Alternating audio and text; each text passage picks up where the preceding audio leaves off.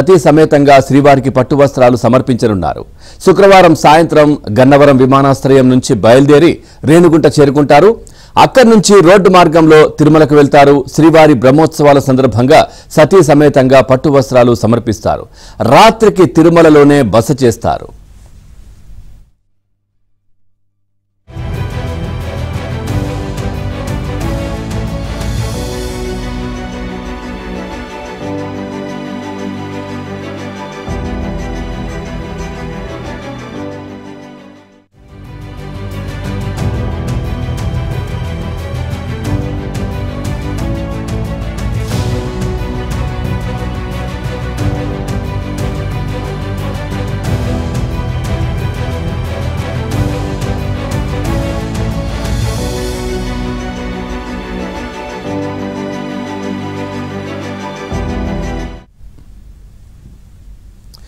శ్రీవారి బ్రహ్మోత్సవాల్లో మొదటి రోజు జరిగే ధ్వజారోహణం కార్యక్రమంలో ముఖ్యమంత్రి చంద్రబాబు పాల్గొంటారు.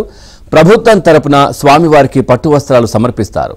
మాఢవీధుల్లో జరిగే పెదశేష వాహన సేవలో పాల్గొంటారు. రేపు ఉదయం పాంచజన్య వెనుక నూతనంగా నిర్మించిన వకుళమాత నూతన కేంద్రీయ వంటశాలను కూడా ప్రారంభిస్తారు.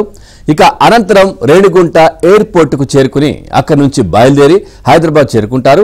ముఖ్యమంత్రి పర్యటన నేపథ్యంలో పోలీసులు భారీగా బందోబస్తు ఏర్పాటు చేశారు.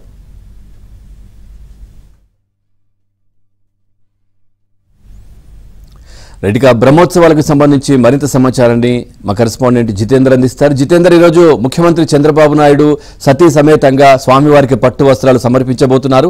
ఏంటి ఈరోజు కార్యక్రమం ఎలా ఉండబోతోంది?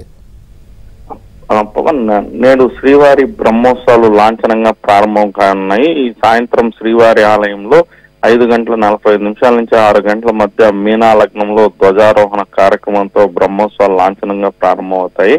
ఆ తర్వాత రాత్రి 8 గంటలకు రాష్ట్ర ప్రభుత్వం తరఫున ముఖ్యమంత్రి హోదాలో నారా చంద్రబాబు నాయుడు దంపతులు స్వామివారికి పట్టు వస్త్రాలను కూడా సమర్పించనున్నారు.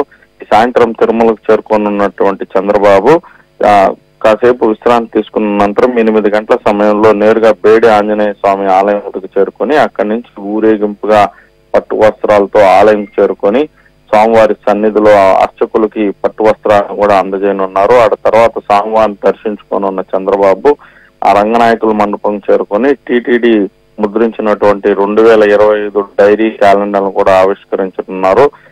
అక్కడ కార్యక్రమం పూర్తయిన అనంతరం నేరుగా వాహన మండపం వద్ద కూడా చేరుకోనున్నారు.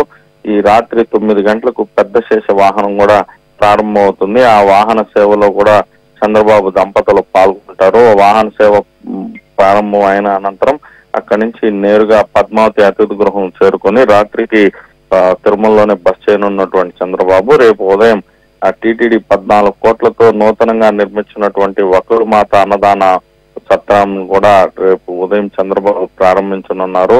పాంచజన్యం అతిథి గృహం వద్ద టీటీడీ అత్యాధునిక సదుపాయాలతో ఈ అన్నదాన సత్రాన్ని కూడా నియమించింది. దీన్ని ప్రారంభించిన అనంతరం చంద్రబాబు నేరుగా రేణుగుంట విమానాశ్రయానికి చేరుకొని అక్కడి నుంచి గన్నవరం కూడా వెళ్ళనున్నారు. Pavan, right, thank you Jitender, thanks for the updates.